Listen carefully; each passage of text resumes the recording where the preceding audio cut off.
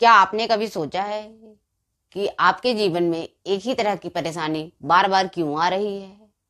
क्यों बिना किसी वजह के आपके रिश्ते खराब हैं, आपके जो पार्टनर हैं वो आपके मन मुताबिक नहीं है, उसमें कलेश है, आपके बिजनेस में प्रॉब्लम है, कुछ ना कुछ इतने ज्यादा प्रॉब्लम है कि हमें समझ नहीं आता है कि आखिर मुझसे ऐसी कौन सी गलती हो गई, आखिर मैंने ऐसा कौन सा कर्म किया जिसके कारण मुझे इन सारे परेशानियों में, इन सारे चुनौतियों में जूझना पड़ रहा है। तो आज हम इस टॉपिक पे बात करेंगे। इसका नाम है कार्मिक क्लिंजिंग। कई सारे जो कर्मा है वो पूर्व जन्म से हमारे साथ चला आ रहा है और वो हमारे आत्मा पे रिकॉर्ड हो रहा है।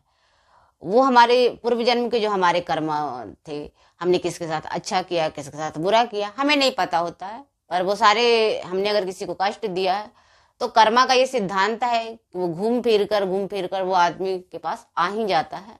अगर आपने किसी के साथ बुरा किया है तो आपके साथ भी होगा ही। तो अगर इस जन्म में हमने सब कुछ सही किया और कुछ चीजें फिर भी हमारे साथ बुरी हो रही है, तो कहीं ना कहीं वो पूर्व जन्म का वो संकेत है, पूर्व जन्म के वो कर्मा है जो आया है। उसको हम क्लीन करके अपने इस जीवन को भी सुधार सकते हैं और हम आगे के जीवन को भी, आगे के लिए रास्ते को भी हम सही कर सकते हैं। तो नमस्कार, शीतल हैप्पीनेस क्लब में आपका स्वागत है। और आज हम अपने इस चैनल के माध्यम से इस कार्मिक क्लींजिंग वाले इस टॉपिक पे विस्तार से चर्चा करेंगे। मेरी जो खूबी है कि मैं किसी बात को एक एग्जाम्पल के थ्रू समझाती हूँ।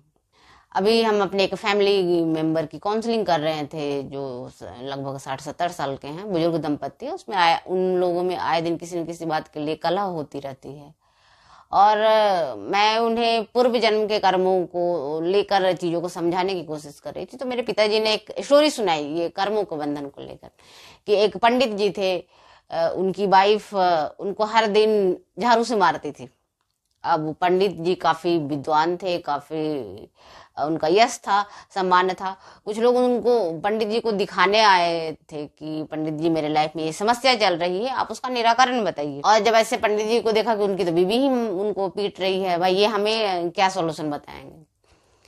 तो आदमी से जब रहा नहीं गया तो उन्होंने पंडित जी से पूछ लिया कि पंडित जी आप इतने पहुंचे हुए पंडित हैं, जी हैं, आपकी बीवी ही आपको पीट रही है, क्या इसके पीछे क्या आप कहेंगे।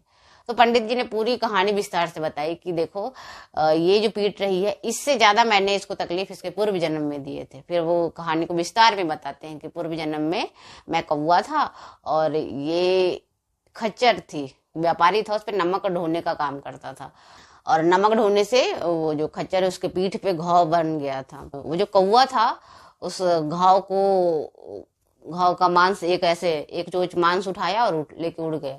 तो उसको काफी मजा आता था। जीव था जो अपने लेवल पे कुछ कर नहीं पा रहा था, क्योंकि वो जो जानवर है वो क्या करेगा, बहुत पूंछ से अपना हिला डुला सकता है।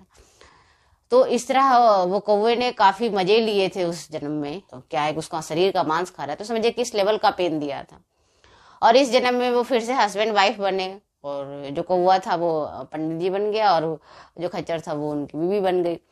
जो कर्म का जो बैलेंस बनाने के लिए है कि अब वो पीटेगी नहीं, तो वो जो पिछले जन्म का जो कर्म किया था पंडित जी ने वो बैलेंस कैसे होगा।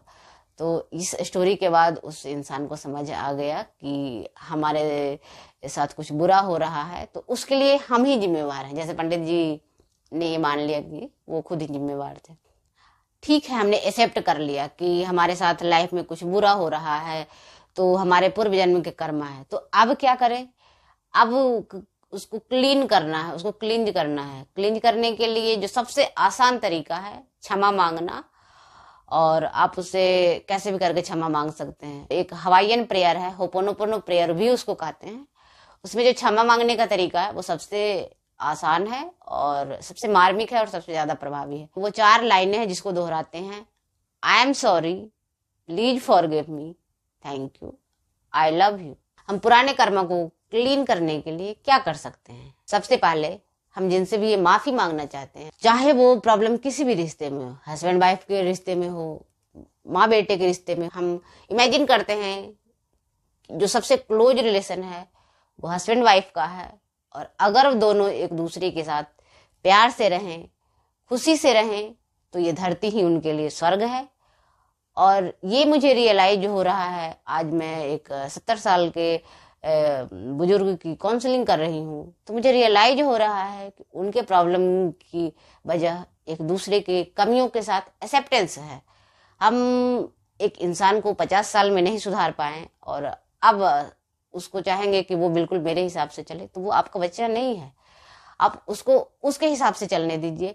हाँ, आप उसे बताइए कि मुझे ये पसंद है, तो वो आदमी आपके फेवर में काम करेगा, वो आदमी आपके सहूलियत का ध्यान रखे। हम आज पार्टनर के केस में बोलते हैं, तो ये आज्ञा चक्र है।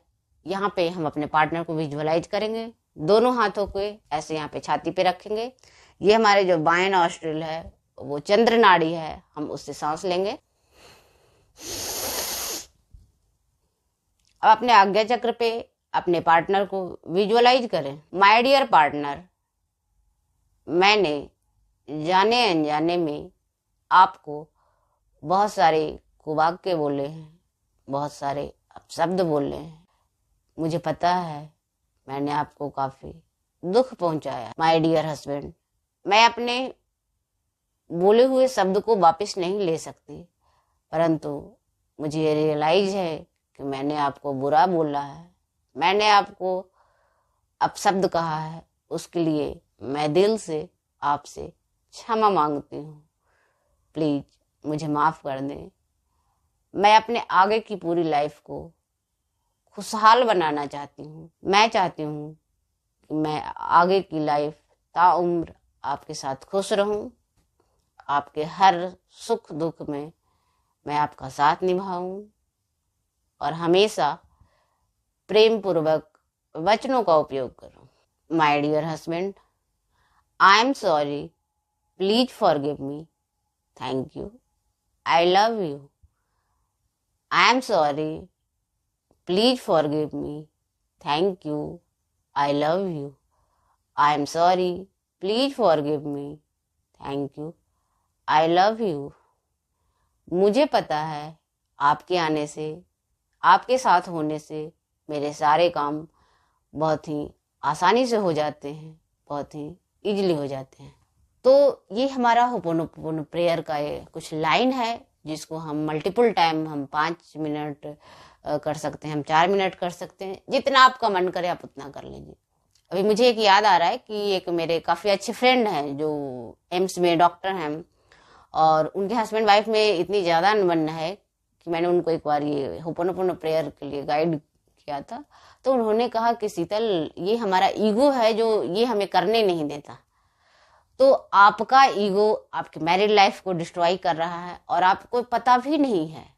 आप कहेंगे कि इससे क्या होगा, इससे आपका ईगो डिस्ट्रॉय होगा, आप में माफी मांगने की क्षमता विकसित होगी। ये आज्ञा चक्र पे पहले आप खुद को विजुअलाइज करके खुद से माफी मांगिए।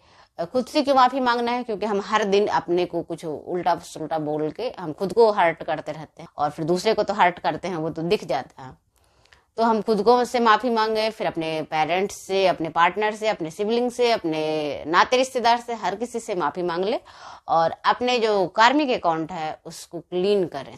रात में सोने से पहले अपने सारे काम फिनिश कर देते हैं, वैसे ही अपने कर्मा को हमें चाहिए कि डेली बेस पे उसको क्लीन करते जाएं। आज हमने किसी को बुरा बोल दिया, ठीक है, उसको हम मुंह से या मैसेज से उसको से माफी नहीं मांग सकते, एटलीस्ट अपने सोच के लेवल पे तो माफी मांग सकते हैं।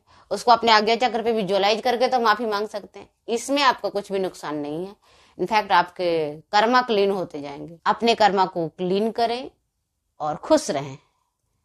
खुद खुश आप रहेंगे तो आप अपने परिवार और संबंधियों को खुश रखने में उनका सहयोग करेंगे। सो खुश रहें और स्वस्थ रहें। So thank you so much.